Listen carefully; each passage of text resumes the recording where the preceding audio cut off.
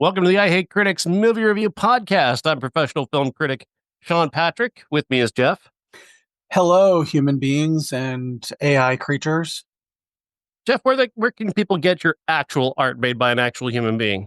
My actual art is at jefflasseter.com, Jeff Lasseter Pop Cult on Instagram, jefflasseter.social.bsky. Just come and buy some of my shit. I've sold a couple original pieces that I'm liquidating at this point. Really looking forward to some shows coming up this fall and the summer. I'm doing Quad City Pride Fest. I think I'm doing Iowa City Pride. I haven't heard back from them. Playing at FunkCon in Davenport, Iowa. The Quad City Toy Show. There's one that I'll be doing in May that's in Cedar Rapids, Iowa. I will also be doing Halloween-a-Palooza in Ottumwa, Iowa, which is always good every year. They just announced their first guest, who is Amanda Bierce from Fright Night and Married with Children. So I'm looking forward to meeting her. I got a couple things. I'm trying to save up a little money and get a table at Days of the Dead because it looks like they're going to have a really good lineup in November. And after meeting Ty West, I really am excited about getting into that again. So very cool. Of course, if you attend a Pride event, you might want to pick what country you want to be deported to by Trump, because that's what's going to happen at Pride. Some of my friends are I'm thinking Guatemala, but that's just me. Some of my friends are like, "Oh, would you run to Canada?" And I'm like, "No, I'd run to Mexico because the guys are hotter and the weather's warmer." They're like, "Oh, but you'll get beheaded," and I'm like, "I can get beheaded here." So mix of one, half dozen of the other. Better drugs in Mexico, I imagine, too. Oh, probably. What am I going to do? Die from maple syrup poisoning in Canada? No offense to my Canadian friends, but all their free healthcare and niceness. Ugh. Yeah, and here we are stuck between two places with universal healthcare that we've decided to start a war with. Awesome. Yeah, we're a smart country.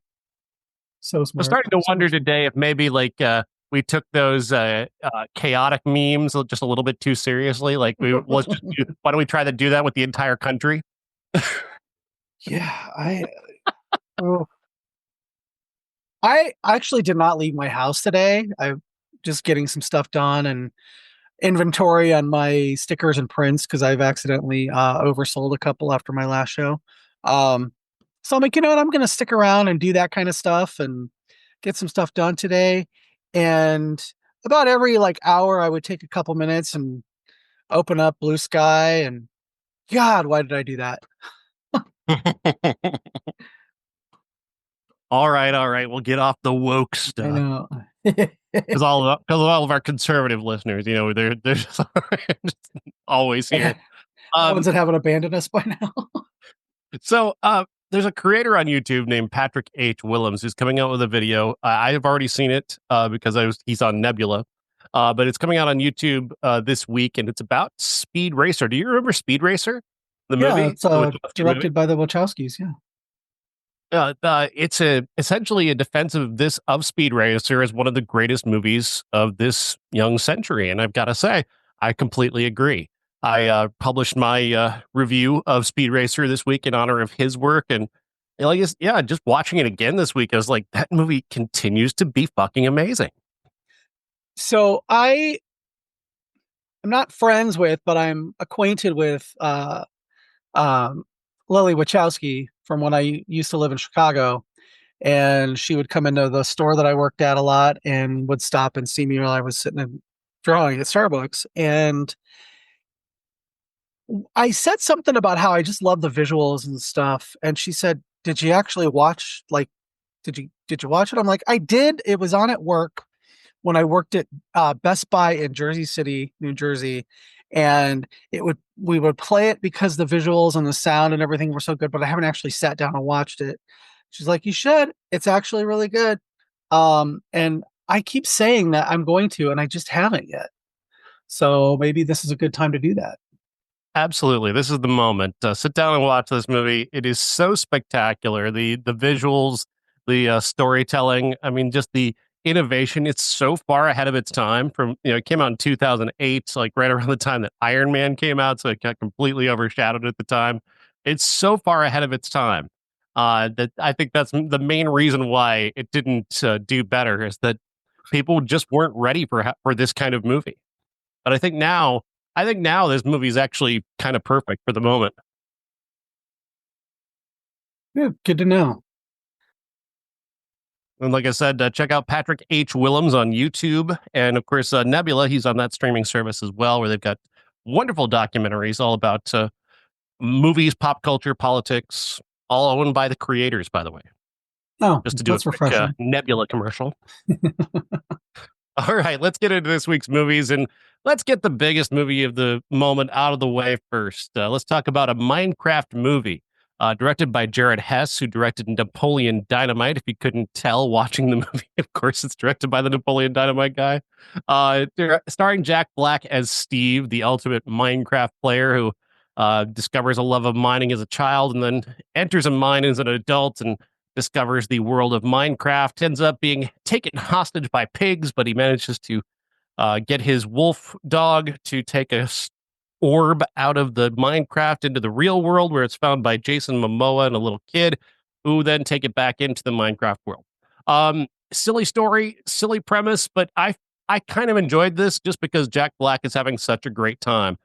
Jack Black has so much of that classic Jack Black energy. It really is like watching kind of Robin Williams go off, when those and when like slightly more controlled, I would say. Uh, I think you could actually stop Jack Black for a moment and kind of make him take a breath, whereas Robin would not. But nevertheless, Jack Black seems to be having a lot of fun. Jason Momoa, I found what they were doing with him interesting. He plays the 1989 video game champion, nicknamed the Garbage Man. There's some good ideas there, but I didn't really like. I feel like this character is just a knockoff of Uncle Rico from from Napoleon Dynamite. It's basically the same kind of guy, just trapped in his own past and living in his own glory.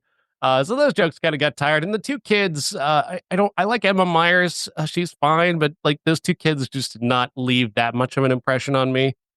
Danielle Brooks seems to be the only one who actually gets the balance between a real world and the Minecraft world, and she's just fucking brilliant. I wanted to see more of her interactions with Jack Black. I thought they kind of had a good chemistry that could have been something a little bit more, but nevertheless, I enjoyed this a lot more, and I don't know anything about Minecraft. Jeff, do you know anything about Minecraft?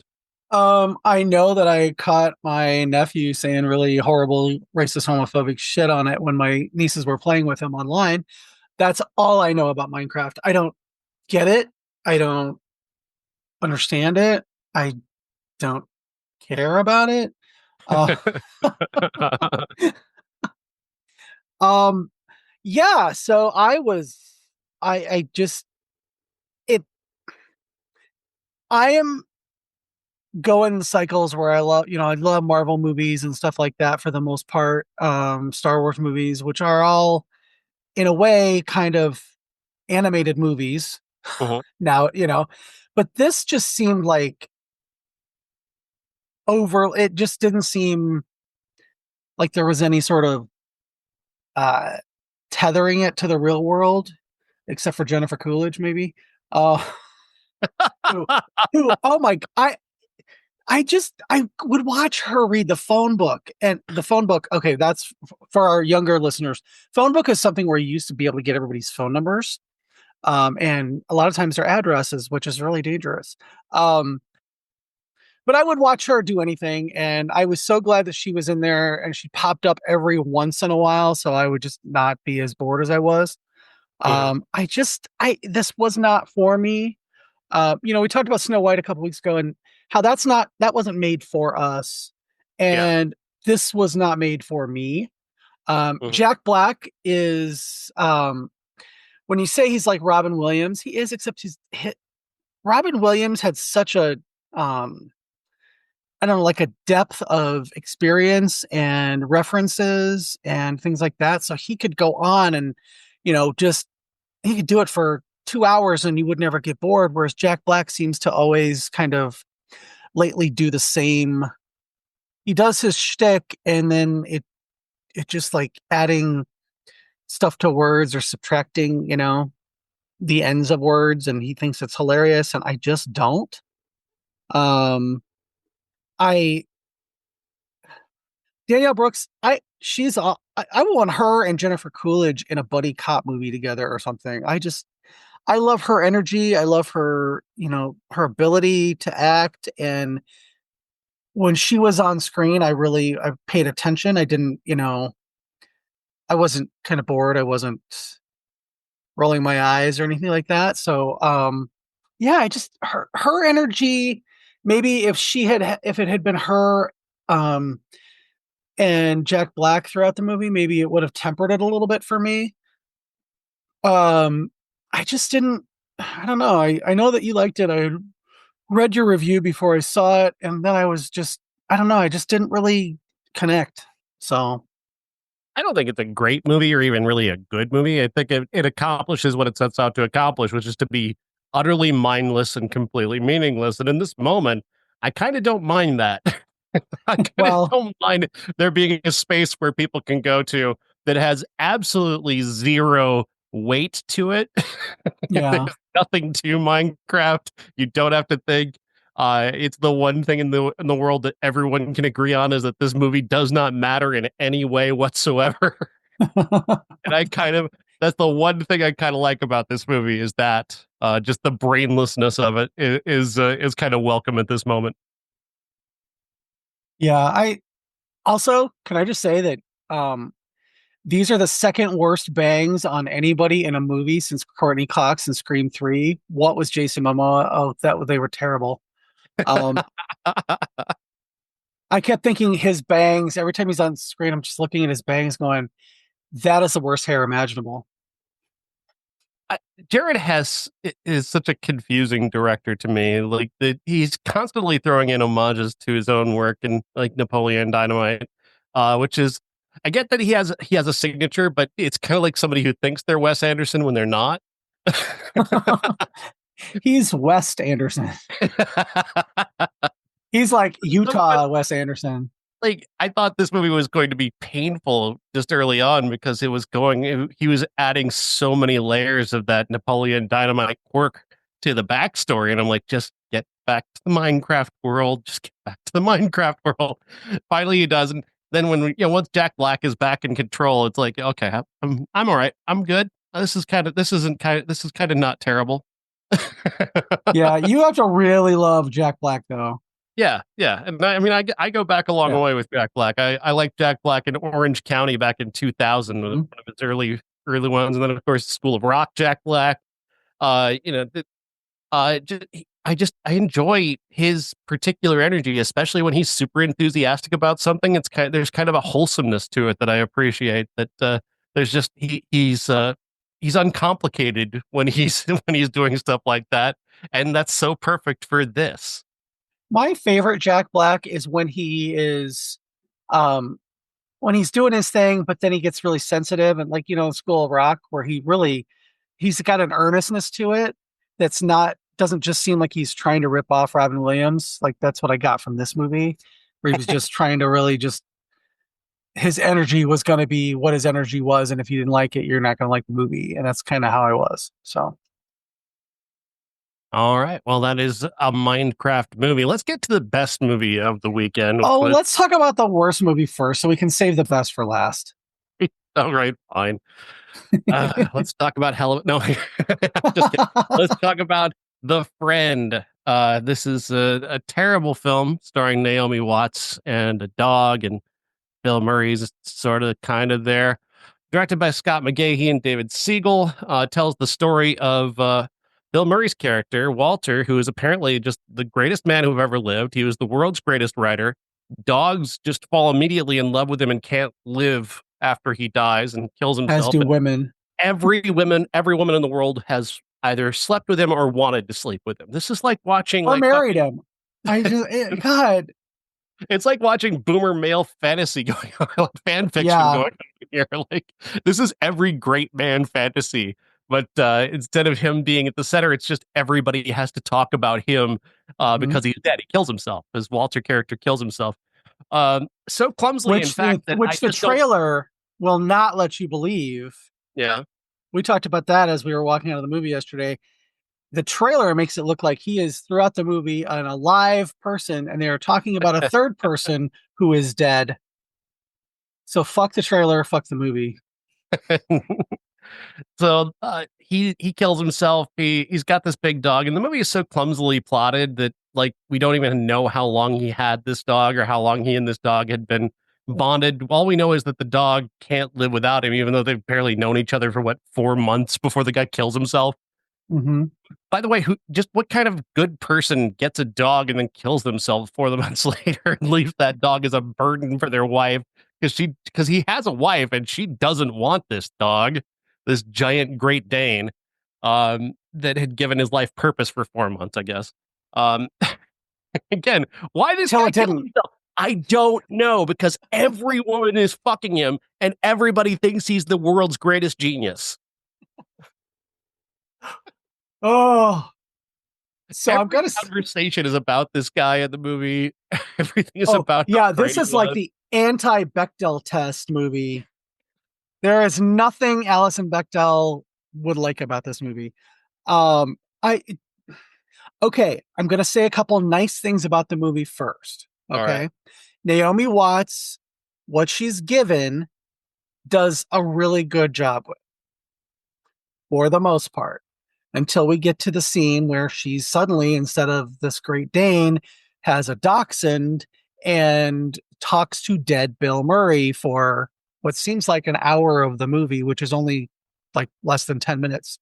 Um, the dog is adorable. Um, the characters, the snippets of characters that we get, because they're not ever there, nobody is fully realized except for Naomi Watts. Um, like I wanted Ann Dowd to just be her sidekick throughout the whole movie. That would have probably And bumped instead, it up. she's introduced just sort of randomly after a whole Yeah, bunch of other characters. Like, how many sidekicks does this woman have? yeah. She's got And Sarah Pigeon, who is Bill Murray's adult daughter that he found out about, I guess, like a week ago or something. Uh, I'm not sure how long their relationship goes on, but like he's got this adult daughter, and she's like he's assigned her to his best friend Naomi Watts, who of course they can't just be friends. Of course, they had to have fucked. They had to have yep, fucked, of course, because Lord knows this man doesn't not. I was writing in my review that he was like, again, there's that great man fantasy that boomers have pushed for years about like. So he's like, to me, they built him up like he's Ernest Hemingway with Wilt Chamberlain's body count and like Tom Hanks's likability. Like that's yeah, how Adam Sandler writes movies. Like, okay, so guys, I got a character to pitch. He's got a funny voice, but also everybody loves him. All women want to fuck him, and he's independently wealthy. Write a story for me. yeah. I there it The trope of mid men getting the amount of tail that he gets in this movie and has gotten in the past is it's so old and over. I I've heard from when I said I was going to go see the movie, one of my friends said, "Oh, I read the book. It was really good. It was, very interesting." And I was told, and I don't know, again, this was just relayed to me, that Sigrid Nunez, who wrote the book, Mhm. really kind of got the female character who is the lead, played by Naomi Watts, whose name escapes me. Um, Iris. Iris, thank you. But why did we get two screenplay?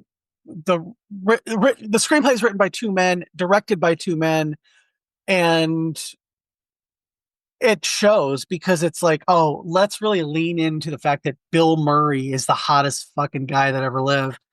He wasn't even hot when he was 50 years ago when he was on SNL. Um, he's just it's confounding to me why we couldn't have put like somebody like um Alexander Skarsgård in this point, so we would understand why all these women are dropping their panties every time he walks in a room, and I all think they you can talk about is him for the rest of their lives. I think if Bill Murray had actually been in the movie, he could have demonstrated some of the humor and charm that would make him at least believable as this character. Like at least some to a point. Obviously, no one could actually be believable in this character because it's just this great man fantasy bullshit. But Mm-hmm. at the very least, Murray has always proven, like I thought, like he did in Lost in Translation or even Broken Flowers, where he can play a guy who has so much uh, innate charm that even if he's not the best looking guy, you could buy that women would want to sleep with him because he is that funny and charming. But he's not in the movie. He's barely there. He's dead very quickly in the movie. He's just gone. He's just dead. And everybody in the movie spends the rest of the movie talking about him. And when they're not talking about him, they're being constantly surprised by a dog as if he's a fucking alien. Have you never seen a dog before in your fucking lives? Everybody in this movie is so surprised. I know it's a big dog. It's a Great Dane, but a Great Dane is not exactly the most obscure pet in the world. Uh, like, everybody is shocked. And then this stupid thing, like, so she's having this impossible time bonding with dogs. And maybe this is just me. I'm very popular with dogs and babies. I just always have been. I'm not trying to big myself up. Just babies and dogs are just automatically attracted to me. And I just automatically know how to, make them smile or be happy. I don't know. I just do that. I just have a natural thing like that. But you just be nice to it. You just be nice to the dog. She doesn't even try to pet the dog. She rarely ever says the dog's name. Like she's not even, and I know she's not planning on keeping the dog initially, so she doesn't want to maybe bond with it. But at the same time, she's having such a hard time dealing with the dog. She makes no effort. Her biggest effort, this is one of the dumbest scenes I've ever seen in a fucking movie. She puts on a record from her dad's record collection as she goes off to go to work and leave the dog at home. And it's like, it's a dog. He doesn't care about the fucking music you're playing. It's a fucking dog. Now, There was meanwhile, the when stupid she thing. said, sorry, Hmm. but when she said that was my father's favorite, for a minute I was like, oh, that's her father. That makes sense that Okay. Walter would be her father, and they just had a weird, relationship. Nope, they fucked when she was in college Yeah. and he Well, was he their fucked teacher. all of his students, but nevertheless, Yeah. no. They established this thing in their own universe, and maybe dogs do this. I don't know. I don't. I love dogs. I don't actually have one, but I've always had a great relationship with dogs. My best friend has a dog just as big as this one, and it's just I'm his favorite person. Um, drives his owners crazy. I love that. But no, they establish like when he hears like Walter's writing, like if somebody reads aloud something Walter wrote, or if he hears Walter's voice in a recording, he gets really happy and excited and he starts eating again. But then nobody learns from this. I'm like, okay, that'll be the trope. She'll just put on like a book on tape of his when she goes to work, and that'll mellow him out and they can become best friends. She doesn't pick up on this at all beyond one fucking scene. And then she goes back to being completely baffled about this dog. And it's like, it's not that hard. Why are you making this so hard? Well, and she drops the line that he doesn't like the radio or audiobooks, but I was like, if you're reading one of his and it's you reading it, why don't you read it and tape it and play it for him when you're gone? I don't know. It just was so, I don't know. It was so contrived. Mm-hmm. Like everything about it was so, it just felt like, oh, this is what we're going to do. And I'm like, she's going to keep the dog. We all know she's going to keep the fucking dog. If she has to move out of this rent controlled apartment, like up, like just off of Washington Square Park, where if you're getting that, I'm sorry, you're not even taking the dog. If you have a rent controlled apartment on Washington Square West, you are not taking that fucking dog. You're like, nope. You know what, Barbara, you can you can keep the dog until you can find a place. I'll help you find a rescue for it, but I'm not putting my $400 apartment, which I'm exaggerating, but Right. it's rent controlled. So some of those are really old. And apparently what I gleaned from context clues from Ann Dowd's character, who's the only one who really makes any sense in the movie, is that the father died maybe of AIDS, um, you know, 30 years ago or something when she was really young. There was They some never sort of really, implication in there. Yeah, I yeah, they randomly mentioned that he was a gay man, and then they don't bring it up again ever again in the movie. yeah, he was in the gay men's chorus. That's Yeah, she gets introduced to him, to a couple of Ann Dowd's friends, and I'm like, oh, okay, well, okay, that, all right. And then when he got so sick, and I'm just like, oh, so that's why she sees him as a father figure, and apparently, I just care. And that daddy scene where, issues. All women have daddy issues. Aren't we funny? and they Oh even my god! her psychiatrist says that about, and I'm just like, oh boy, yeah, let's not go there. They went so far into the movie with them just having been best friends. They thought, okay, well, hey, I've got a female best friend. This is something I can relate to and believe in. Nope, she fucked him. They got to go into that. They got to talk about how they had sex, like because men and women couldn't possibly have a relationship that doesn't involve them fucking. Make her a lesbian. Maybe Take that off the table. I I don't kind of thought know. I kind of thought that's where they were going a couple times, but Well, she had more chemistry with Carla Gugino than she had with anybody. yeah. So, make them lovers. And that's why Carla Or was she so randomly has upset. a friend at work that she's constantly doing things with, and it's like, but then of course everything then just is her conversation about him. Is her she's going to talk about him. She's going to talk about the dog in relation to him. I swear to God, every 10 minutes she asks the question, "What would happen to the dog?" Yeah. Every 10 minutes, I know you'd be thinking, "What's going to happen to the dog?" Yeah. Well, the dog is going to piss me off after about half an hour, and I'm going to surrender it myself. Yeah. No to this movie. I was excited for this movie when I saw the trailer. I thought, well, what an interesting idea. This is not something that we see all the time. Male female friendship, a big dog, Bill Murray. I was like, okay, you can't possibly screw this up, can you? I mean, Bill Murray, a big dog, Naomi Watts. All right, let's go. Nope, they fucked it up terribly. This is one of the worst movies of 2025 so far, and I'm just kind of stunned. Yeah, I was just not into it. So I I thought we were kind of done with that whole boomer male fantasy of the great man. I thought we'd done away with that, but apparently, some people are still hanging on.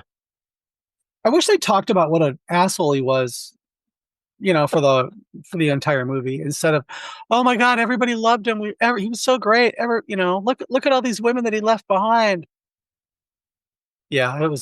The year that he had Naomi Watts as a student, he was also fucking Carla Gugino, and he fucked another woman who became the mother of his child, who doesn't even Mhm. become a character in this movie. Yeah, It's just so like three students out of what do you figure he's got, what, 25 students, 30 students at his class? No, wait, Naomi Watts' character actually only had like eight. So maybe he fucked half his class if he was like if he had a job like hers. No, oh, he was a great man. So of course he had 150 students in a hall every year. yeah. He fucked all the women. And he died because he stopped teaching, which meant the Oh, world to him. But but that, there I were think they also implied allegations like, of misconduct. yeah, he got like Me Yeah, Too'd or go figure. something. Well, of course he should have. Look at how many women he fucked that he left behind in like disarray. The order of his life God, is weird too, because he is Carla Gugino, who apparently he left for this younger Asian woman, and then left her to be married to this older black woman, yeah. which again, not the typical pattern, I would say. Well, I mean, I got that he had been married to Barbara, his last wife, for like Uh-huh. 20 some years. So and um, she's she's probably 10 years younger than Bill Murray. So, And it when could have was he married to tracked. the Asian woman? When was he married to Constance Wu? Not for very long, is what I got, Okay. which seeing, her apartment and stuff, I can understand why. Why was that character in the movie? What did Yeah, she add to anything in this absolutely film? nothing. Absolutely The nothing. character isn't funny. She doesn't provide any conflict of any kind. I She is mean, literally a stereotype punchline. yeah, everybody hates her. Like, there's just Yeah, no, it was just this entirely superfluous, needless character. it could have just like been a line, like the mom. She could have been the mom of um the daughter, whatever her name is, I forget, and I don't want to look it up. Um, it could have been the daughter's mom, Or but you could have no. given her instead like maybe yes, she was the short term young hot wife. Typically that men like this fall into as their final wife. There's which would make sense. And then she's actually turns out to be a pretty good person who's actually kind of smart and sensitive, even though everybody Hmm. treats her like shit because they wanted him to stay with Barbara. Like that would at least make a little bit of sense. But of course, we can't have him looking like a bad guy because he's the greatest man who's ever lived. Yeah, Fuck this movie. Truly, truly, truly don't like this movie at all. yeah. It was. It's like let's sit around and gawk at a dog and beat Bill Murray off for 2 hours. All right, let's talk about the best movie of the weekend. What do you think? Definitely. The best movie of the weekend is Hell of a Summer. It's directed by Finn Wolfhard and Billy, what is it? Billy Rick. and co-starring them as well, along with Fred Heckinger, Abby Quinn, and more. It's an homage to 80s summer camp horror with your stock horror characters who are kind of are funny, just in their own little context, in their own little worlds. Finn Wolfhard and Billy Brick's best quality is just coming up with funny dialogue and funny little stereotypes for each of these characters to play and finding out funny ways to maybe end them. And I had a great time. It's basically just an homage to summer camp horror, and there's a lot of summer camp horror lore to draw upon that this movie draws upon.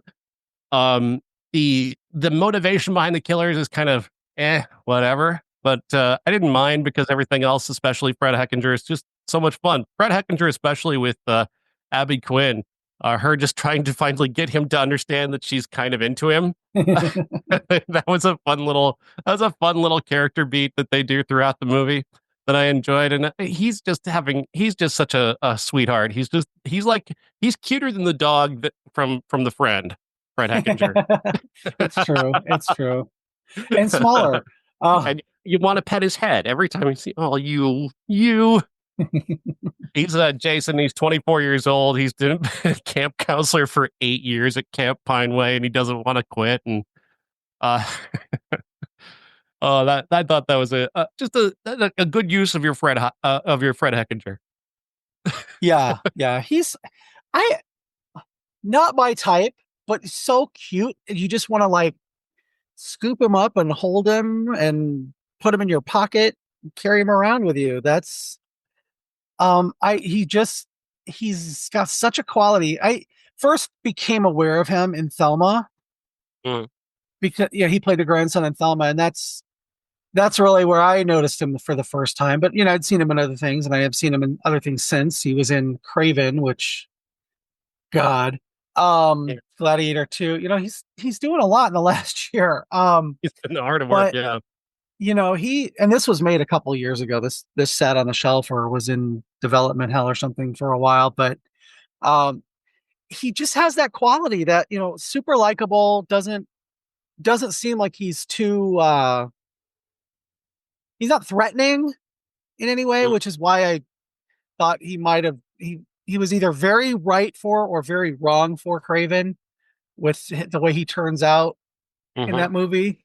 Um, but you see him doing something, and you just immediately like him. He's I don't know that I could ever not like him, even if he played a real rat bastard, because he's just so magnetic, and it's got that dreamy quality about him. Um, so I I was I was kind thoroughly of enjoyed worried, him. like the first few minutes of the movie with his introduction. I kind of was worried that he's going to just be a punchline the entire movie, but he doesn't stay a punchline. He's made fun of and put down repeatedly, but they don't make him so pathetic that you start to dislike him yourself, and that's really Yeah, kind of a sign of his performance of his likability is that they can make him look kind of foolish, but he'll still kind of win you over. yeah. He knows what people think about him, but he doesn't let it bother him. And he's just like, oh, you know what? That's fine. If you don't like me, I like myself more than I need anybody else to like me. I like camp And more than anything else. I yeah, just really like camp. he's found his happy place, and it is being a camp counselor. And he has his moment of doubt in the movie, like his first character development. But when he um when he has that moment, and then he's like, no, I really love it here. You're just like, yeah, okay, we like this. Mhm. So yeah, it's he's so good in it, and the way he play, he sees the best in everybody. So you I want to see also the best in him. I also really liked Billy Brick's performance. I thought he was just the perfect dumbass. He was Yeah. like he was like a great like a perfect combination of James Franco and Dave Franco. He's got both of their qualities just in perfect order. Uh, I really enjoyed just every dumb thing that happens to him is just so much fun. And the thing is like, he's one of the best looking guys at the camp, and still, his confidence, because Finn Wolfhard, who is not one of the best looking guys, he knows who he is, Mhm. and Bobby doesn't. And that he plays that so well, where he's just like, he puts on a different personality for everybody he is one on one with. There's a great runner about as people are being killed. There's do you think the killer's killing people based on their attractiveness? It's like, Yeah, no how way, hot man. they are. No way. I'd totally be killed first. They totally kill me first. That's such a his repeated offense over the idea that he wasn't killed first by a killer obsessed with attractiveness. That was great. One thing I also loved about the marketing of this was they really leaned into the 80s slashers. Like, they did posters where they took off prom night, and oh god, what's the other? Oh, there's another. Happy birthday to me. They really do love 80s horror movies, slasher movies especially, because the amount of care they put into the tropes Mhm. was great. Was just perfect. So Everybody's having a great time. The dialogue is really witty. The chemistry between Billy Brick and Finn Wolfhard when they're together is hilarious. They've got great kind of big brother little brother energy going on, which is it's fun. Uh, I had tremendous time watching this. I think these guys have a bright future. I don't know why this sat around for 2 years. yeah, I don't know. I didn't look it up because I didn't want to before, because I didn't want it to be something that would disappoint me. Yeah, Like to hear, oh, the test screenings went horribly, and it looked like it was all done pretty cohesively. It didn't look like there were a lot of reshoots. it was. So They took it to the Toronto Film Festival. I think it was in 2023, and I guess it just didn't get the kind of reaction that the studio wanted, yeah, and that's what kind of doomed it to be shelved for 2 years. I'm really actually looking forward to seeing what what they Billy Brick and Finn Wolfhard do as far as directing. If they stick to doing stuff they love, or if they try to do blockbuster someday, or what. But That'll be interesting. They should have. They should. I don't know how well the movie did in terms of box office. everything was eaten up by Minecraft. Minecraft just had the biggest Hmm. weekend ever, even though the movie got leaked online ahead of time. It was the one without any special effects got leaked ahead of time, but it didn't seem to have hurt the audience at all. They were still wanting to see the Minecraft movie. Hello Summer did all right at the box office. Whether or not that'll help them get their next thing made, I don't know. But it finished eighth overall, but it did make more money than The Friends, so there's that. Oh, that's good. Yeah. God. Well, and there was a couple things that I thought that they didn't really lean into it too much, but it seemed like this could have been a period piece. Just by a couple, um, like there was a digital camera instead of a phone sitting on the one girl's desk or Mhm. or dressing table or whatever. I'm like, wait, is this supposed to be like 2000 or something like that? But I didn't get that. I didn't even look to see. But yeah, Yeah, it was fun. well, I can't wait to watch it again. the motivation of the killers tells you that it's set today because they want to be social media influencers, like as murderers. Yeah. Oh they yeah. want they want to gain Instagram clout from being murderers, and then maybe survivors of a serial killer, maybe. But then she really kind of just wants to go. She wants to go full out and get all the credit for it. Yeah. Yeah. Shades Fun. of It's a Jill great from Scream 4. I don't I, need friends. I need followers. I I liked her Yeah. energy. I thought she was having fun. Her boyfriend, I liked his death. I thought that was fun. The way he Yeah. went down was good. Yeah, there's a lot of good things about this movie. Yeah, I agree. I can't wait to see it again. All right, I mean, they only did 24 hours, so they could, conceivably have something else happen the rest of the summer. it's true. I don't think they're opening the camp. Well, probably not. Oh man.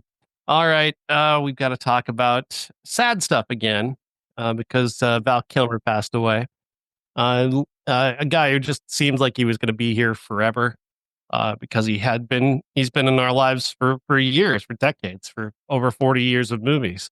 Prominent, of course, for Real Genius, for Top Gun, for he became kind of a blockbuster star with Batman, and uh, always seemed uncomfortable with the idea of being a big time movie star, and did what he could to subvert that. He really was not a guy who loved being Batman or being that kind of movie star, and that's why his career ended up where it did, where he's like making movies with 50 Cent or making movies with, um, you know, just randomly. He lived with Will Forte for like 2 years. You know this? I did not know this. Like Val Kilmer and Will Forte around the time that they made MacGruber, well, they lived together for like 2 years, and Val Kilmer wanted Will Forte to go on The Amazing Race with him. That would have been amazing. Just the a weird life this man had, but a fascinating life, captured in a documentary called Val not all that long ago, which was pretty good, narrated by himself, but also by his son, who picks up his voice because Val, of course, was suffering from cancer and was losing the ability to speak. Which one of his final roles in that awful Michael Fassbender movie, The Snowman. They Mm. had to dub him because his voice just wasn't there anymore. Uh, so which is really sad and unfortunate to see him have to finish his career so ignominiously. But he's got so many great things that you can look back on. Like I was recently watching The Salton Sea for the first time in many years with him and Vincent D'Onofrio. One of the great underrated neo noir mysteries of this young century. Like that was one of the best movies released in 2002, and basically no one saw it. With the idea of him like playing saxophone in an apartment that's burning down, and Vincent D'Onofrio plays a guy without a nose. It just just so good. Just so many interesting. One guy is tortured by like I think they have an armadillo trying to eat his dick. just, Weird shit. A lot of weird shit in that movie, which I appreciate. I loved the Salton Sea. Another one of his movies that I really loved is called Spartan, which was him and oh gosh, the writer I'm losing my mind. David Mamet. David Mamet CIA thriller that is again another incredibly underrated early 2000s thriller that people have slept on for many years. For you, Jeff, before we get into our classic, what do you remember? What are the movies of Val Kilmer that you're going to take with you? Well, I mean, Batman for obvious reasons, but on quick trivia, we are from the Quad City area, and so is his mother. Did you know that? Oh no, I did not know that. Yes, Gladys Swadet Kilmer. She actually grew up here and married his dad and moved away. Anyway, I he I remember seeing Batman. I saw Real Genius when it was first on video cassette, and I thought that was really good. I had never, there's so much stuff that I didn't get to see of his that, like Doors, I was obsessed with the Doors, as every, teenage boy is for at least 2 weeks of their life. Um, right around the time that movie came out is when I was really, uh, still pretty into them. Kiss Kiss Bang Bang is another really good one that Oh yeah. Willow. I think I saw that in the theater. Um, and it that kind of gives you an idea of how he wanted to be an actor, not a movie star. Yeah, Um, he definitely he chafed against that attention. he did movies like Batman so that he could get other roles and um have a cachet to be able to say, yeah, I want to do this. And people would say, okay, let's do that. And it didn't really work out for him, unfortunately, uh, because Batman Forever was not a Tim Burton Batman. And um, yeah, I wish he had been able to kind of have the career that Johnny Depp had, because he seemed more Johnny Depp than Johnny Depp, if that makes any sense. He was what Johnny Depp wanted to be, I think. You know, I think, a little weird, a little woo woo, but still able to do some really good movies. Um, yeah, I'm really he he's gonna be really missed because of the stuff that his biggest performances. He's a real Gen X star. Um, so yeah, Yeah, Real Genius is like one of my early favorite movies. He's just so quotable and so funny. He's just every best friend you wish you ever had is this guy. Like the yeah, ultimate, he's just the ultimate fun starter character. He's part Bugs Bunny and part real person. Like it's just like just having just the best time all the time. That movie is so inventive and funny. I wish that kind of energy had been applied to the movie we're going to talk about, which is not one of my yeah. favorites. I'm sorry that I picked this because I've never seen it, and I was like, oh, you know what? It's one I haven't seen, and it's free to stream. Let's watch that. And I'm really sorry. So Hey, what's the title of this one? I've even forgotten the title already. Top Secret. Top Secret. I literally just watched it too. The It was his Zucker first brothers, movie. Yeah. post Airplane, making this movie about a American pop star who travels to East Germany to perform and ends up in a spy situation, helping the East German resistance in something or other. And I guess we're in the 80s, but there's Nazis, but there's also like 50s music. He's like Elvis, all very confusing.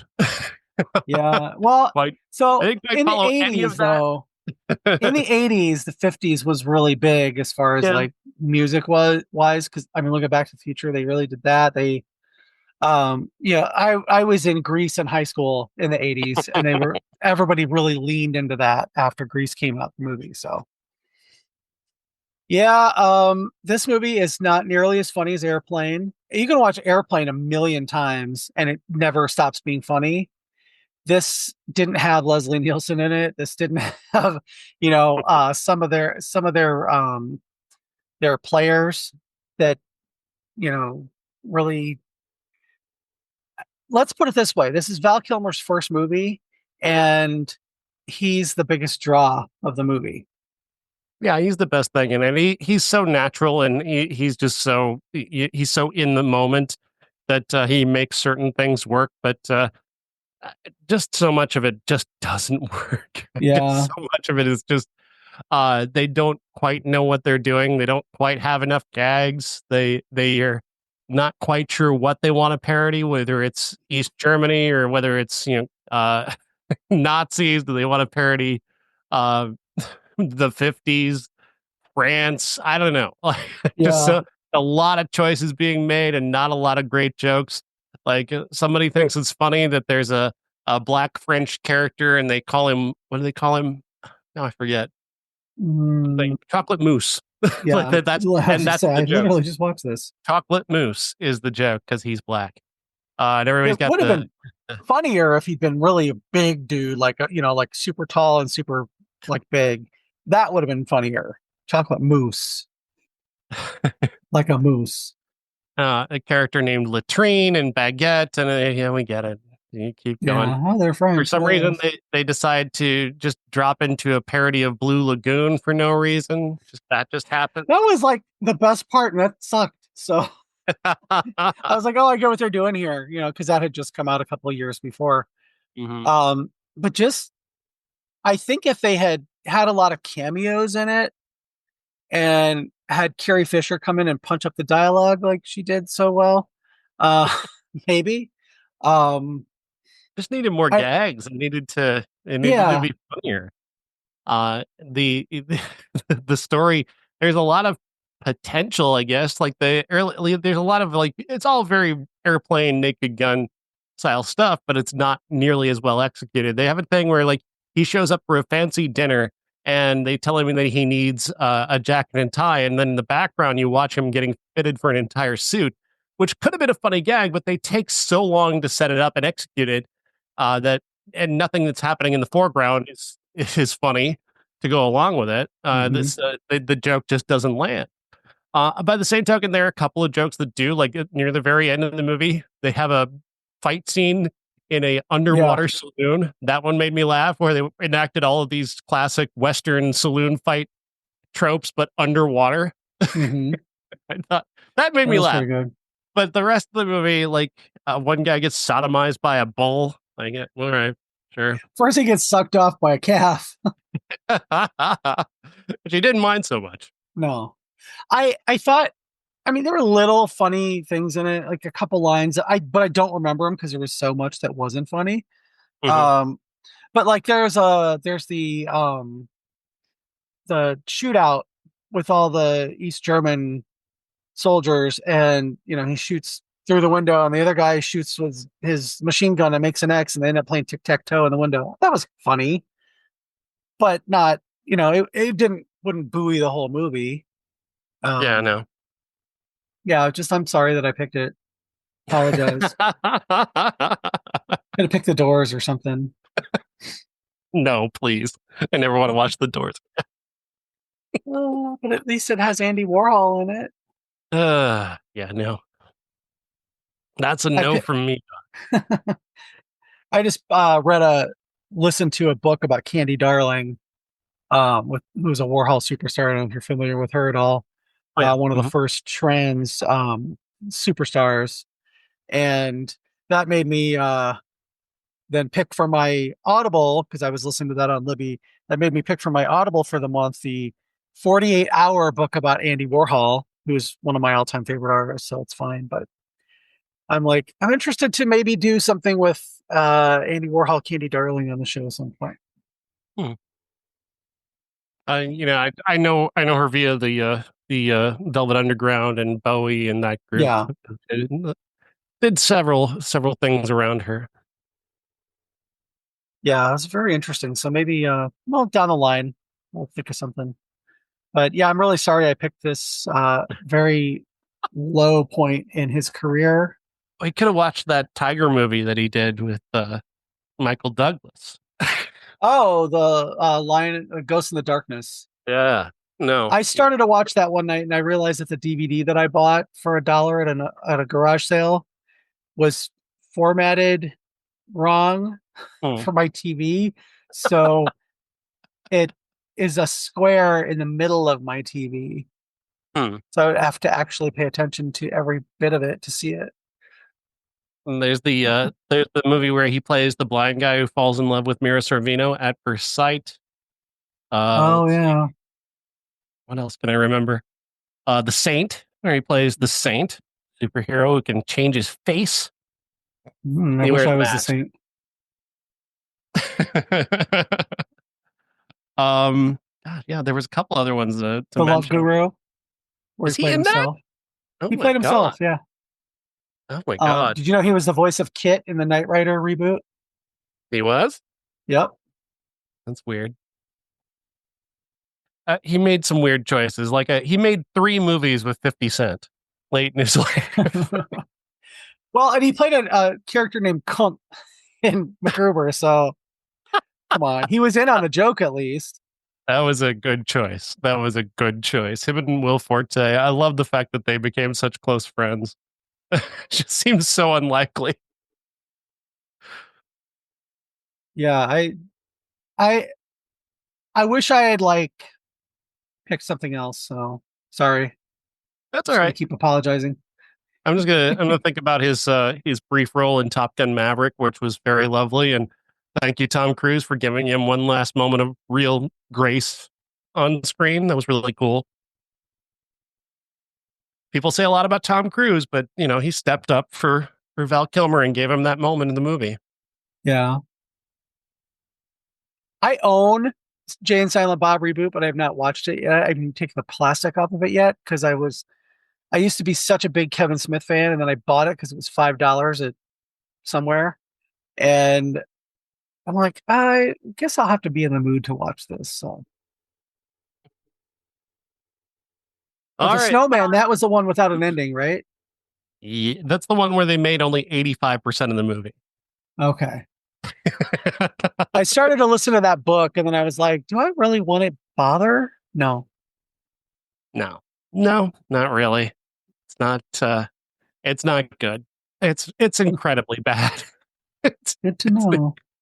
incredibly bad movie, and the guy they chose to dub Val is just it's really unfortunate. It doesn't match up at all. It's embarrassing how badly it doesn't match up. Yikes. Yeah. All right. Next week we're finally getting rid of that trailer for Drop. That's going Thank away finally. you. Don't get to watch. That was the You new don't have to See No suffer Evil or that Speak No trailer Evil. anymore. Because Drop will finally be in theaters this weekend, along with The Amateur starring Rami Malek and Warfare starring Will Poulter. Oh, Will Poulter again. I don't think he's going to be as funny in this one. No, yeah, I don't think so either. It also has what's his name? We just talked about him. The Pharaoh Wunatai from Hell of a Summer's in it. Ah, Charles Melton from Riverdale, who is just he makes up for the fact that Will Poulter is so unattractive. Um, that's so mean of me, but I don't care. Um, yeah, I'm I actually am looking forward to Drop, even though I'm so sick of that trailer. The movie actually looks kind of interesting, and it's Christopher Landon directing. So that's the one thing that makes me interested because I just don't find the trailer to be that interesting. I'm probably just tired of seeing it. yeah, yeah. Oh, And that's our movie theater locally has this thing where they're doing that thing where they promote watching movies on the big screen, which of course that's what I want you to do. It's what I want everybody yeah, to do is go see a movie on but then you don't want to watch drop. You don't want to watch drop on a screen this small, and it's like literally that's how anybody sees a drop. I know I'm being pedantic, but like if I you thought get a of drop on your phone, that is literally how you get it is on your phone. well, This and is the wrong movie for this. what's so funny about that is that yesterday when I was watching it, they did that. Here's the you don't want to watch, you don't want to see a drop on a phone. And then I'm like, it's literally 100 times the size of your screen on your phone. So what? I've never received a drop. I didn't even know that was a thing. I got well, I mean, it's more airdrop, like Hmm. if you're an Apple user.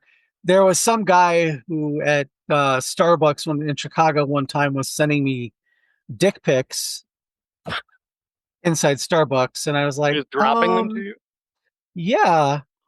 I mean, I knew the guy and he was doing it kind of as a joke, but I was just like, I don't think they were him, but it was just like, why are you doing this? Because I opened it and I was like, oh, okay. And then another one, I'm like, what? Come on. And then I saw him over there laughing, and like I said, I knew him and whatever, but I was just like, are you kidding me? So I went offline. Uh, Yeah, that's oh, weird. It's not a technology I was familiar with. Yeah, but I also have an iPhone. Maybe that's what it is. I don't. yeah. But yeah, I'm cautiously optimistic about that. I'm not as optimistic about some of the other stuff that's coming up in the next few weeks. So hopefully this will,